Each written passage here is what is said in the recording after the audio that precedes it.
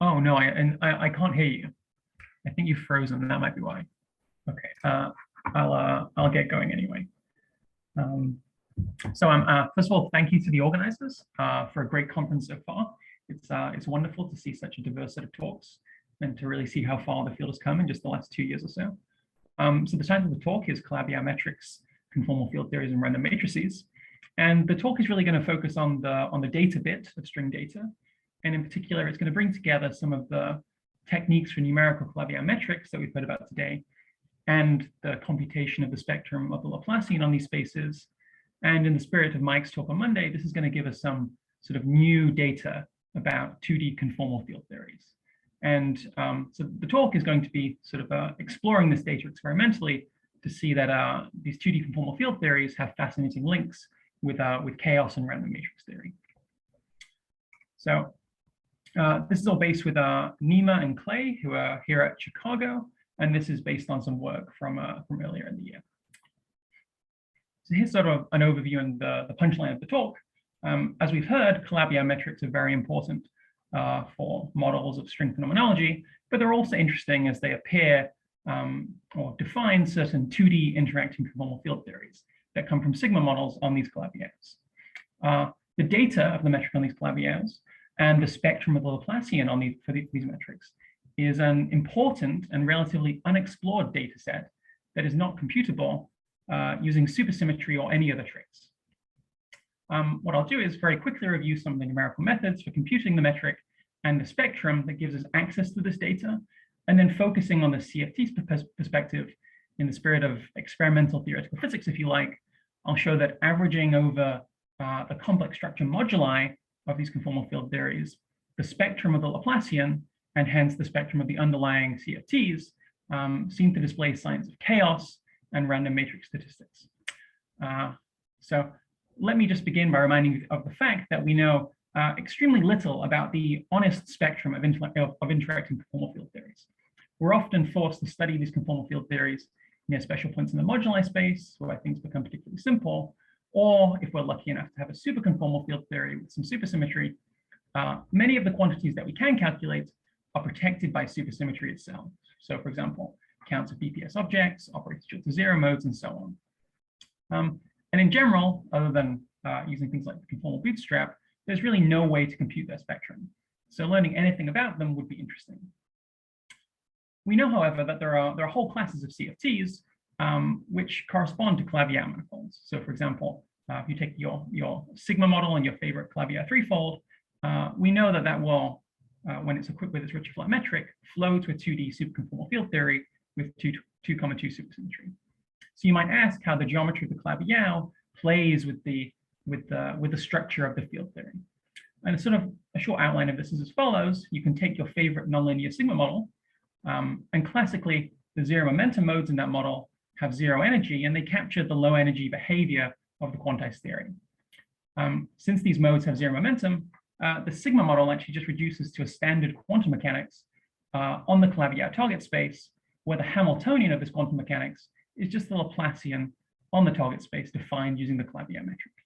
So thanks to this, the spectrum of operators is actually encoded in some sense in the geometry of the Calabi. So if we learn more about these Calabi metrics, we're actually learning about the non-trivial data of the spectrum of these interacting CFTs. And that's going to be the perspective that I'm going to take today. So to sharpen the kind of question I'm interested in, just consider a 2D conformal field theory and its space of local operators, O here. The eigenstates of the Hamiltonian for this theory are just operators with a definite scaling dimension D. And then the question I sort of want to ask in the spirit of experimental theoretical physics is, given a family or an ensemble of these kind of CFTs, what are the statistics of the scaling dimensions of the local operators? Do they have any nice, interesting behavior? So first of all, we should note that this is a very difficult problem. In order to have an ensemble, we need families of generic interacting CFTs. Generic and interacting rules out just looking at free or solvable or rational CFTs. And needing families so that we can construct an ensemble rules out looking at special CFTs, such as, orbifold points in moduli space or the Ising model or something. And really until recently, it wasn't possible to get the spectrum of even one of these kind of theories, never mind enough to fill out an entire ensemble. However, with the tools that we've heard about today for calculating numerical metrics, we can learn something about these theories. So the rough idea is that we're going to construct an ensemble of conformal field theories together with their spectra, which we can compute using this link with the geometry of Calabi spaces, and then investigate whether there are any interesting statistics in these spectra. So let me review very quickly, since we've already heard very good reviews of this today, how you compute these numerical Calabi metrics and also the spectrum of the Laplacian on these spaces. So for me, a Calabi manifold is going to be a compact Kähler manifold, which emits a Ritchie-Flat metric. Obviously, we all know and love these spaces, particularly because if you have a manifold which is Kähler with vanishing first Chern class, then you know that there must exist a Ritchie-Flat metric on this space. However, this beautiful proof by Yao back in '77 is in no way constructive. It doesn't tell you how to find this metric. And that's really what these numerical methods we've heard about today are trying to track down. So let's unpack this definition a little bit. Obviously, Kähler means that there's some real function, locally defined function K called a Kähler potential, and two derivatives of this thing gives rise to a real two form, which I'll call J here, which is known as the Kähler form. The vanishing of the first Chern class just implies that we have a nowhere vanishing complex 3-0 form in the case of a threefold, which must be closed to ensure that this is the right holonomy and it emits a Ritchie-Flat metric. So sort of the Calabi metric is defined by these two bits of data.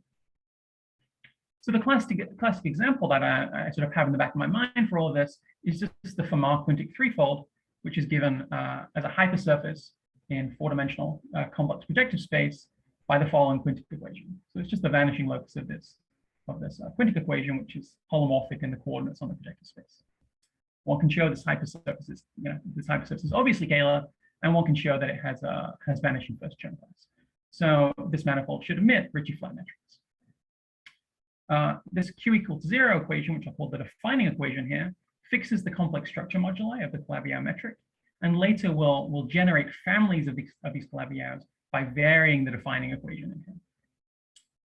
As we've heard earlier, the 3-0 form, the complex 3-0 form, is entirely determined by the defining equation, such that, for example, in certain patches, you can write it explicitly, purely in terms of this vanishing equation here.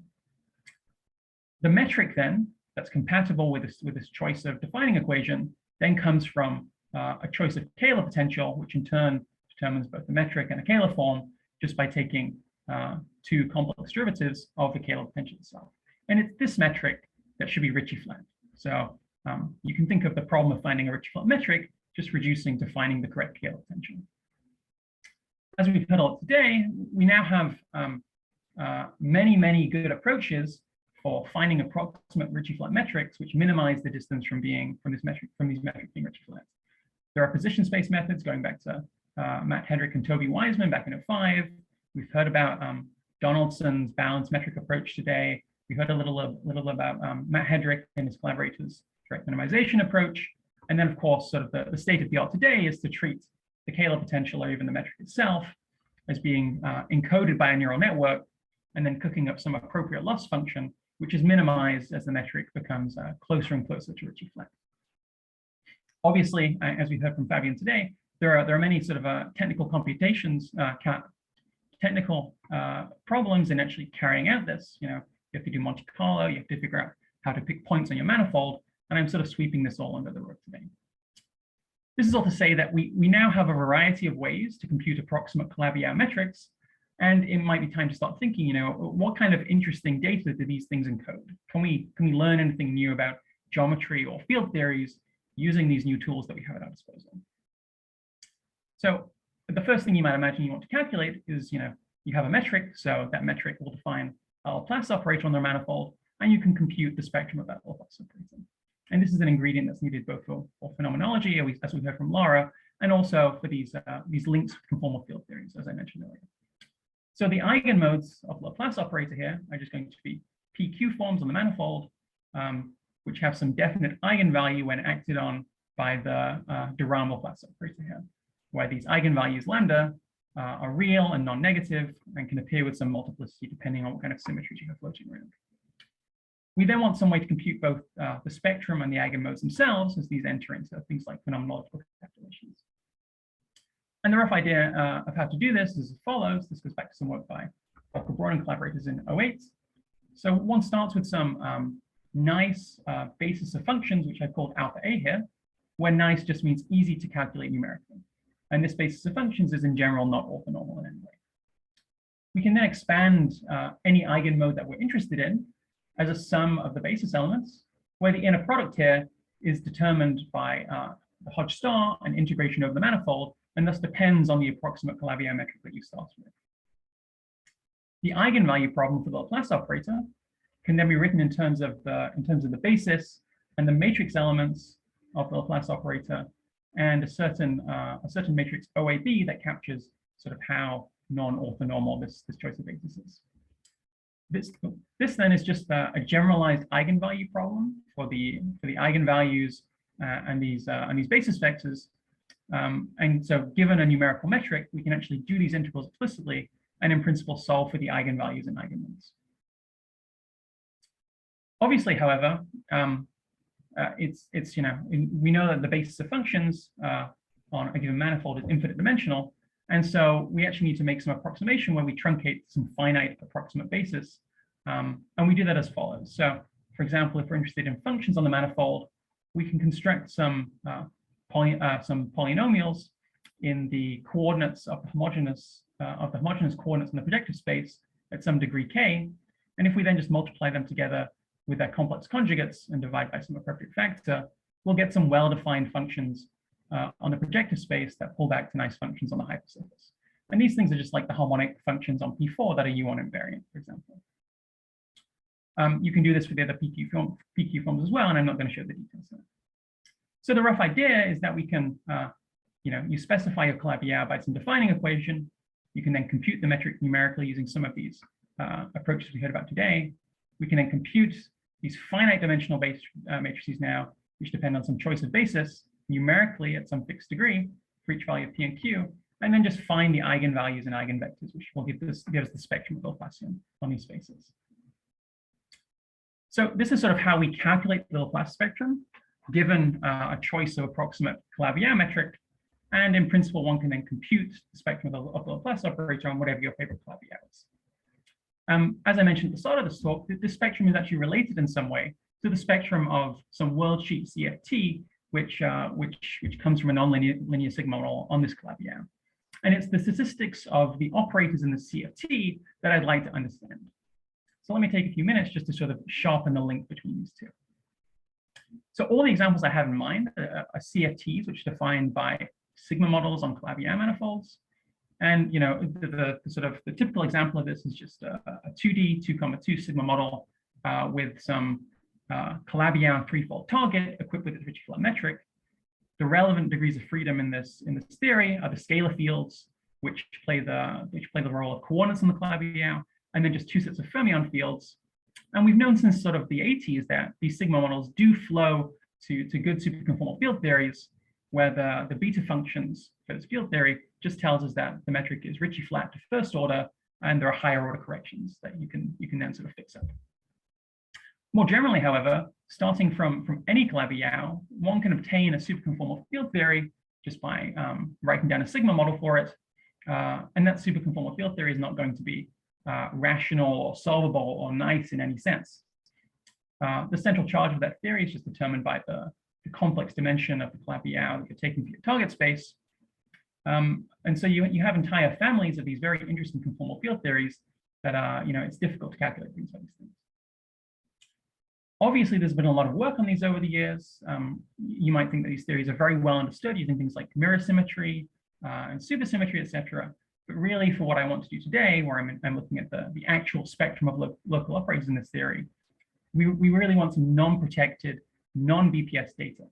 And for this, we're really going to need these numerical methods that we've heard about this morning. Importantly for us, these conformal field theories come in families labeled by choices of couplings of exactly marginal operators, which in a geometric language we think of as being the Kähler moduli and the complex structure moduli of the underlying Calabi-Yaos, which just correspond to the size and shape moduli of the Calabi metric. Varying these couplings or varying these moduli will then just give us an ensemble or very large families of conformal field theories whose spectrum we can then calculate numerically and then analyze statistically. So to sharpen the map between these two things, in the large volume limit, the spectrum of the CFT just decomposes into states whose energy remains finite in the large volume limit, and those that diverge. And these are just the momentum and the winding states in CFT. And in the large volume limit, we just restrict our attention to the momentum modes, which on the 2D world sheet corresponds to some point particle limit where the string length is small, and the dynamics of the CFT reduces that of some quantum mechanics for a particle moving on the Calabi target space, which is what I mentioned earlier. The spectrum of primary operators in this theory, which are just denoted by O here, then just corresponds to PQ eigenforms of the Laplace operator for the Calabi metric on the target space. And in particular, you can calculate the scaling dimension and the spin of these operators, which are fixed by the eigenvalue, the corresponding eigenvalue of the Laplacian, and also the values of P and Q that you pick for your PQ eigenforms. Importantly for us, and a simplification we'll make is that since the eigenvalue actually scales inversely with the volume, at large volume, the lightest operators only come from the scalar eigenmodes of the Laplacian. And this is effectively because P and Q here are just some fixed integers, whereas as we dial up the volume, we can make lambda smaller and smaller here. So if we focus on the scalar eigenmodes, those will be the ones with scaling dimensions close to 0, and there'll be some separation of scales between those and things with higher PQ form degree. So how do we generate this ensemble of conformal field theories that I want to use? As an example, we can just take a generic quintic threefold. So we can generalize this Fermat quintic I talked about earlier, which is just given by a generic quintic equation in P4. And this is determined by a choice of 101 independent complex structure parameters, which I've called C here. And for what I'm going to do, I'm just going to choose the C randomly from the unit disk in the complex plane, and then I just randomly distribute it according to some flat measure. And there are other choices you can make here, and we can talk about that later. So let me just reiterate the idea. We want to investigate the statistics of the spectrum of these generic interacting CFTs that come from sigma models on Calabi targets. And for this, we first need to numerically compute the Calabi metric to some choice of moduli, some choice of complex structure moduli via the defining equation. We then numerically compute the spectrum of the Laplacian, and we keep maybe the lowest 100, 200, 300 eigenvalues or something. And these will tell us about the scaling dimension of operators in the CFT. We can then repeat this for many different choices of complex structure moduli, giving us some ensemble of CFT data, and we can then compare this data with other known distributions. And in our case, we'll see that it compares very nicely to ensembles of certain random matrices. So I've told you the kind of data I'm going to compute. I should tell you a bit more about what kind of distribution I'm going to compare to. And the relevant distribution turns out to be a random matrix distribution. So random matrix theory is just the study of the distribution of eigenvalues of matrices whose entries are taken to be independent random variables. And these things have lots of structure.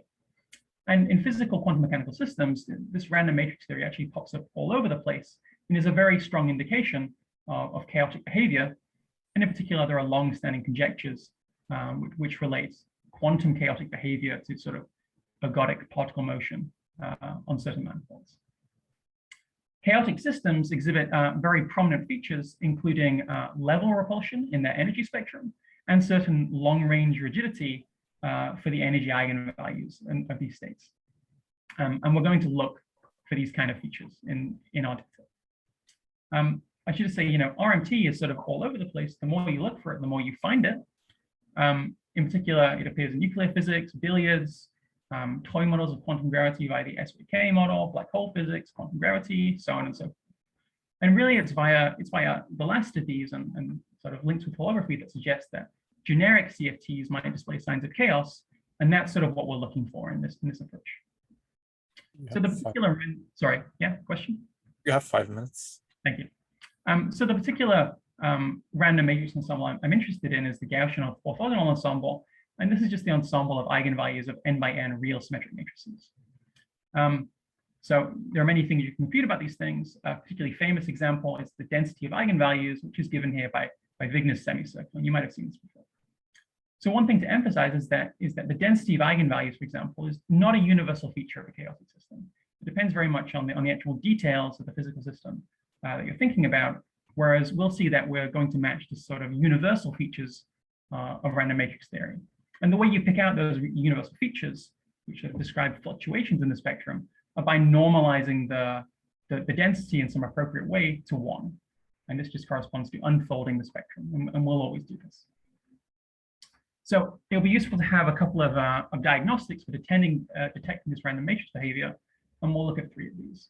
So the first is one that detects this level repulsion, which is characteristic of chaotic systems. And the nicest way to do this is nearest neighbor level spacing. And this just gives you the probability of having some distance s between consecutive eigenvalues in your distribution. The second diagnostic detects spectral rigidity. And one nice measure of this is the number variance. And this just tells you about the fluctuation of the number of eigenvalues in a typical interval L. In particular, random matrix theory displays both level repulsion and spectral rigidity. You can see the level repulsion because this is peaked away from x to 0, and the spectral rigidity as the fluctuations grow very slowly with L. The final diagnostic we'll use is something called the spectral form factor, and you can think of this just as being the absolute square of the analytically continued thermal partition function, or as the Fourier transform of the connected two-point correlator for the eigenvalues of these random matrices. And this contains lots of information about both short and long-range correlations in the spectrum. So I've just plotted this here for beta is 0 for finite size matrices and infinite dimensional matrices as well. And this sort of has 3 obvious features, which we're going to see. There's a dip, a ramp, and a plateau, and these all come from sort of different properties of this random matrix distribution that you can sort of write down and analyze. So with these diagnostics, we can actually compare the distributions from these conformal field theories that we calculate numerically with random matrix statistics.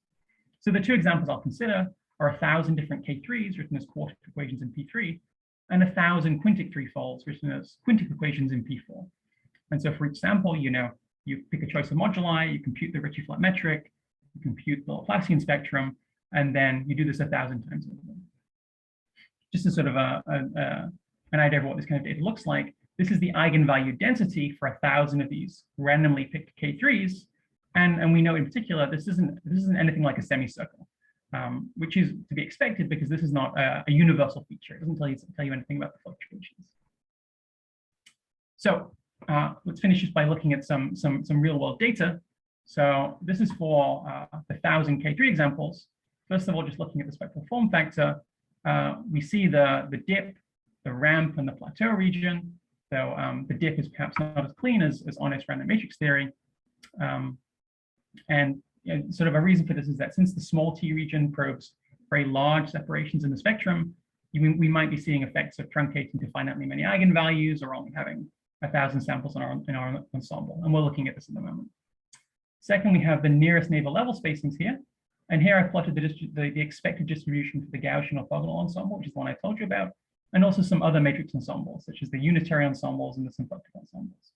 And we see that actually the fluctuations in the level repulsion displayed in the spectra of these K3 CFTs very nicely matches that of the GOE distribution.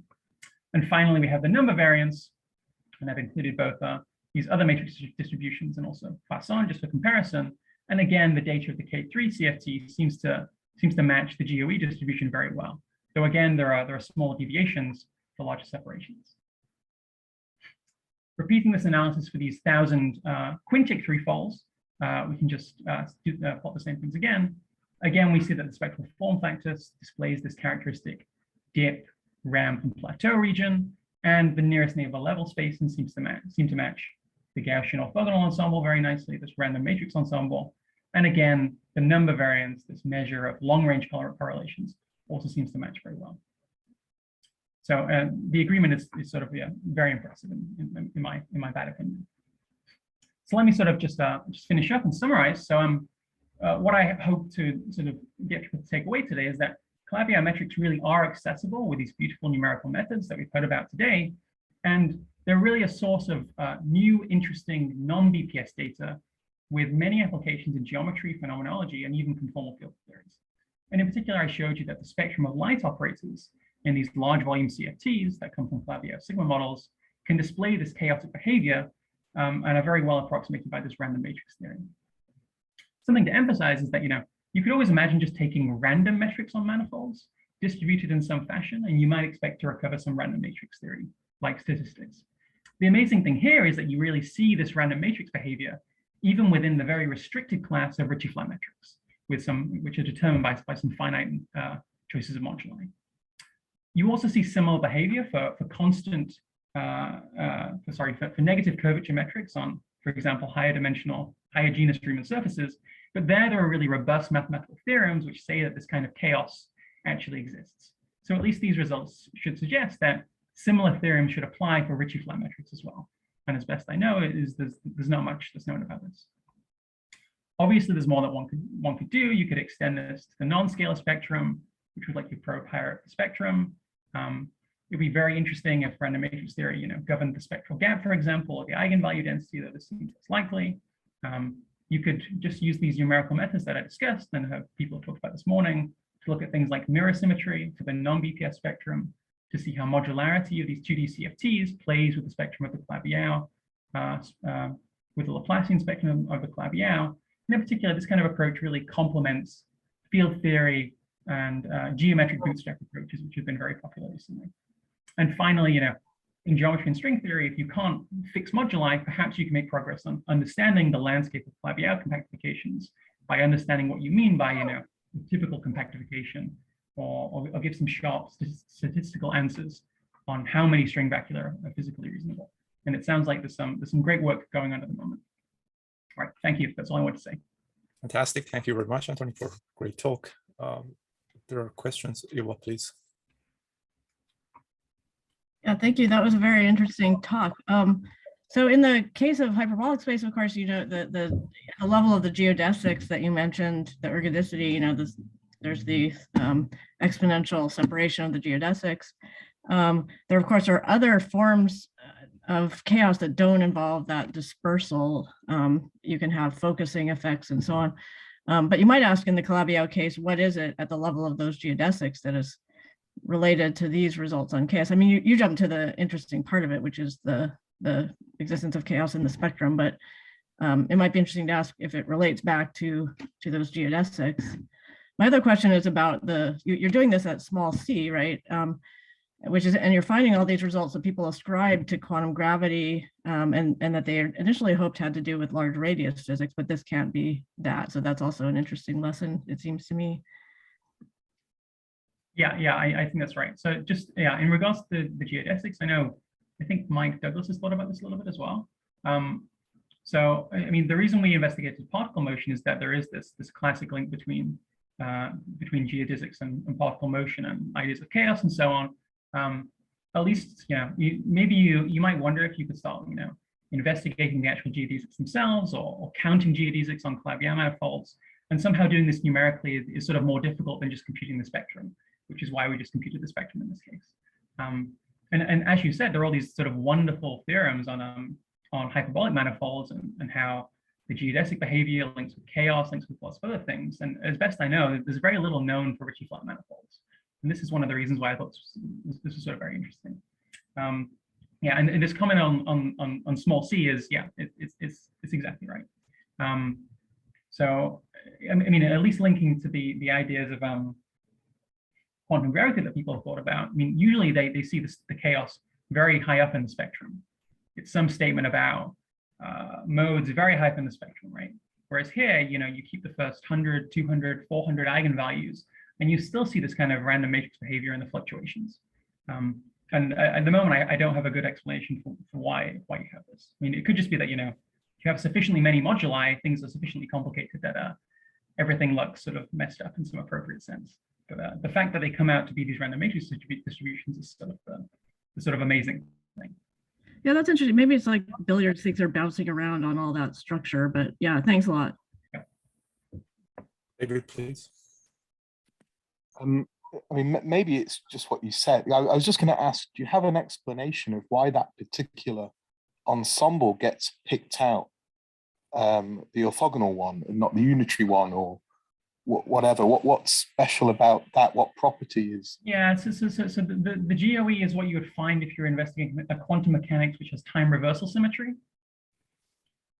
So in some sense, this is linked to the kind of particle motion that you're examining on the in the quantum mechanics. And then I guess another question is there any sort of notion in which you see the duality on moduli space as being relevant for these things? Sorry, do you mean mirror? I mean, like mirror symmetry and things like this. So you've got a whole sort of so- moduli, you then module out by the duality group, and then that creates, well, I don't know what, but Yeah, and I don't know. So, I mean, and even a first question for that, right, would just be seeing whether or not if you compute the spectrum on a Calabi and its mirror, there's any relation between the two. You know, and naively, you know, you have to cook up some limit where they both look very geometric on both sides of the duality, so it's slightly difficult. But yeah, maybe there are links between the spectra. Maybe there are links between the distribution of the eigenvalues of the spectra, and it's sort of a completely open question at the moment. But it's a great question. very interesting. Thanks. Hey, Fabian, if you have a short question, quick question. please. Yeah. Hi, Anthony. Great talk. It's my question, actually. So in general, the extent to which random matrix theory is useful for things like string data is going to correlate with how well the string data is how close it is to IID. Have you thought about, as you scale up the numbers of moduli, if you're going to get worse and worse matches to random matrix theory, and how you might model those matrix ensembles if they're not standard IID RMTs? You know, and I really haven't. It's a great question because, you know, obviously as you move around, I mean, there's a finite number of moduli, and those finite number of moduli should entirely determine the spectrum, right? So there have to be some sort of correlations in the spectrum between different points in the moduli, right? But I have no real sense of how to quantify this at the moment. It's not something I've thought about very much. But it's sort of a very natural question. It's remarkable that you get such a good fit for in the single modulus case, and I just expect as you increase the moduli, the fit will get worse. But yeah, I mean, there are 101 moduli in the quintet case, right? So I mean, and it still matches pretty well.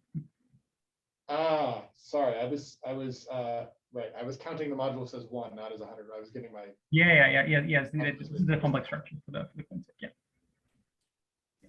Interesting. Okay, thank you. Okay, thank you very much again, Anthony, for a great talk. Our next speaker, the last speaker of today's session, is